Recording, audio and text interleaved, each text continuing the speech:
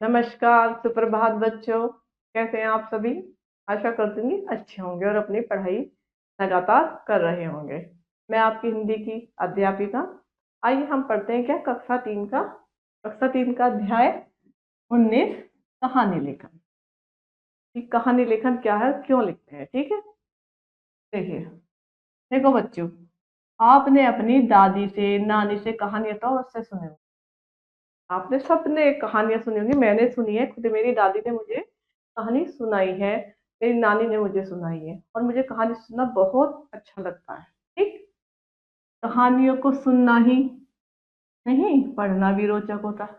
हम कोई कहानी पढ़ते हैं, बड़ा मजा आता है। इसे पढ़ना भी बड़ा रोचक होता है और उसे सुनना भी बड़ा रोचक होता है। ठीक है। प्रस्तुत पाठ में विभिन्न प्रकार के रोचक किस्से दिए गए हैं। हमारे पाठ है, इसमें बड़े सुंदर सुंदर रोचक किस्से हैं जो मैं आपको पढ़कर बताऊंगी। इन्हें ध्यानपूर्वक पढ़िए। ये कहानियां में कुछ न कुछ ज्ञान अवश्य देती हैं। तो आप, मैं पढ़ूंगी, आप ध्यान से सुनेंगे तो ये हमें कुछ न कुछ अवश्य देती है। ठीक। पहले, कहानी लिखते समय निम्नलिखित बातों का ध्यान रखना चाहिए।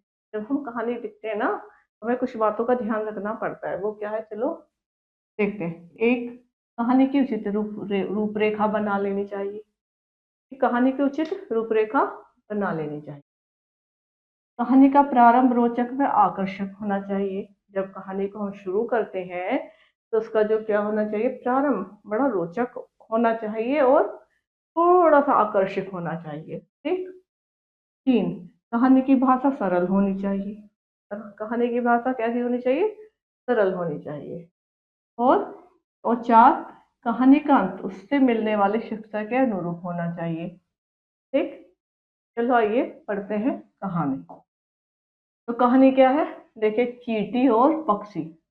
हमारी कहानी का जो शीर्षक है क्या है? चींटी और पक्षी। ध्यान से सुनना बच्चों। एक बार एक पक्षी नदी के किनारे पानी पी रहा था। क्या कर रहा था? एक पक्षी नदी के किनारे पानी पी रहा था। वहां एक चींटी पानी में बही जा रही थी। वहीं क्या था? एक चींटी क्या होता, पानी में बही जा रही थी। पक्षी ने चींटी को चोंच में पकड़कर एक पत्ते पर रख दिया। पक्षी ने क्या किया? चींटी को पकड़ा और जो नदी में बह रही थी उसे एक पत्ते पर रख दिया। चींटी ने पक्षी का धन्यवाद कर किया। चींटी ने इसको क्या बोला? धन्यवाद कहा। चींटी ने पक्षी का धन्यवाद किया, मतलब उसको थैंक यू कहा, धन्यवाद कहा। ठीक। जैसे देखो, ये चींटी है, ये कबूतर है, पक्षी है, ये बह रही है, उसने पत्ते पे इसको रख दिया। ठीक।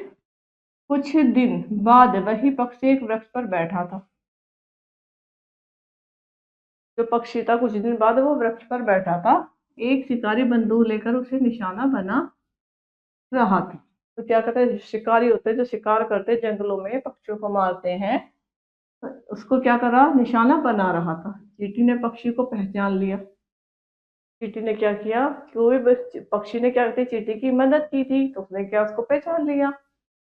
उसे बचाने के लिए उसने शिकारी के पैर पर जोर जोर से काट लिया।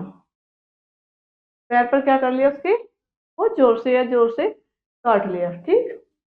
इससे शिकारी का ध्यान भट गया। इससे क्या हो गया? शिकारी जो था उसका निशाना हट गया और ध्यान इधर उधर उसका हो गया।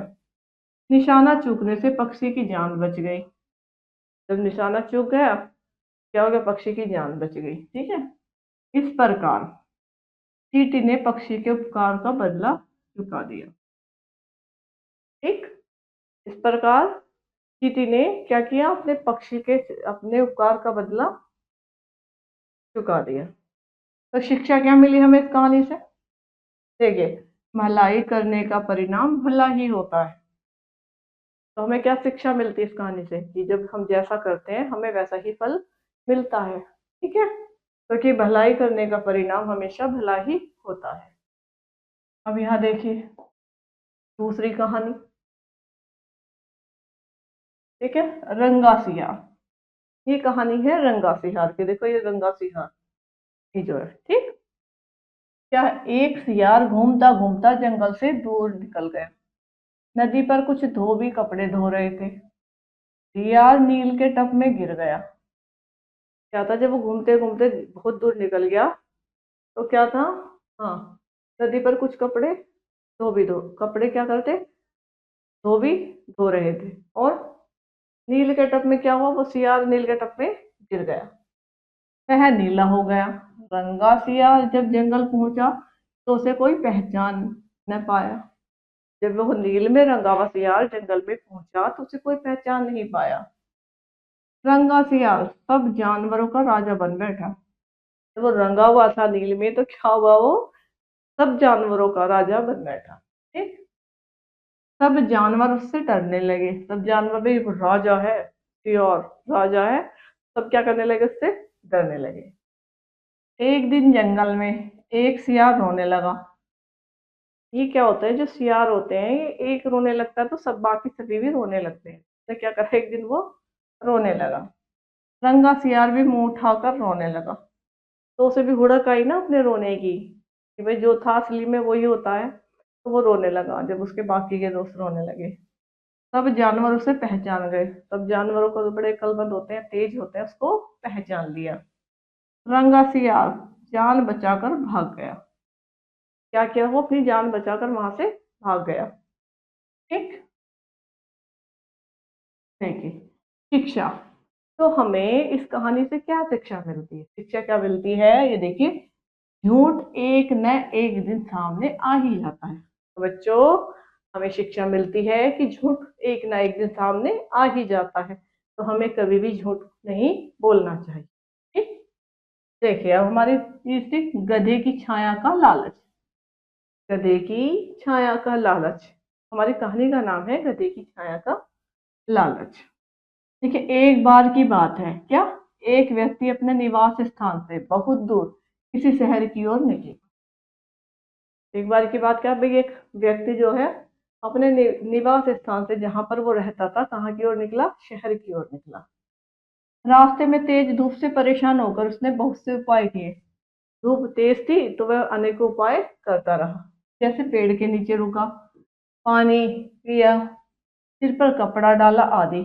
यात्रा की कठिनाइयों को समझते हुए उसने रास्ते में एक गधा किराए पर ले लिया और उसकी सवारी करके अपनी मंजिल की ओर बढ़ने लगा।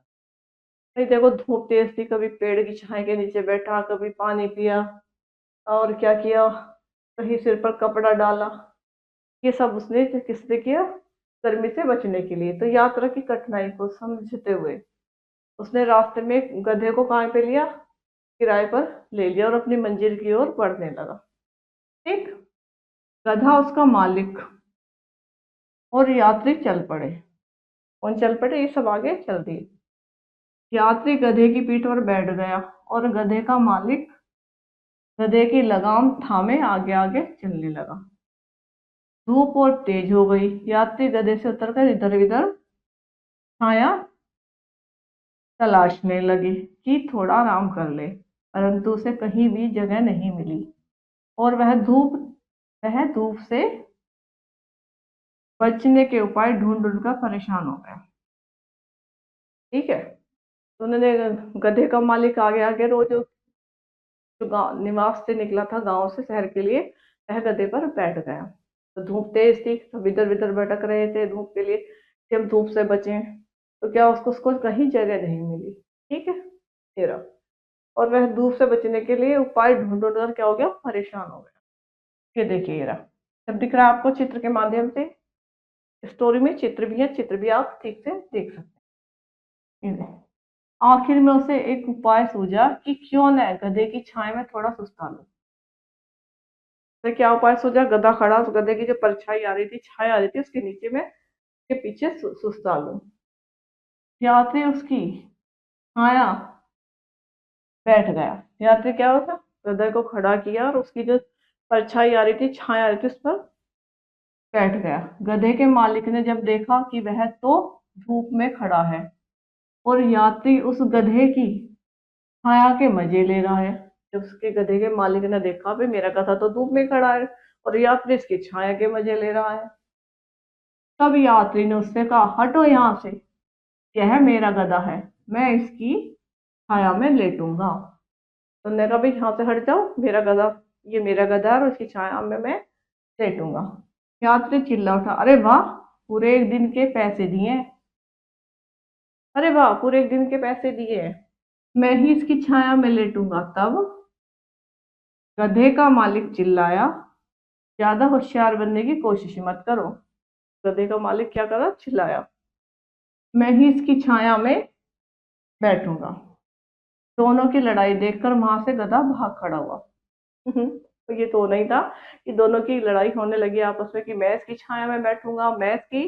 जब दोनों की लड़ाई होने लगी तो गधा वहां से भाग गया, और इस प्रकार दोनों ही छाया से क्या हो गए, वंचित हो गए। तो इस प्रकार क्या हुआ कि किसी को भी छाया नहीं मिली। ठीक है, यहाँ देखिए शिक्षा। और इससे हमें शिक्षा क्या मिलती है इस कहानी से, आइए देखो। आदमी को हमेशा संयम से काम लेना चाहिए। तो उस गधे की कहानी से पढ़कर हमें क्या शिक्षा मिलती है कि आदमी को हमेशा संयम से काम लेना चाहिए, ज्यादा अड़बड़ी नहीं मचानी चाहिए। तो आशा करती हूँ कि कहानियां बच्चों आपके समझ में आई होगी। आप भी एक कहानी पढ़कर उसका अभ्यास कीजिए।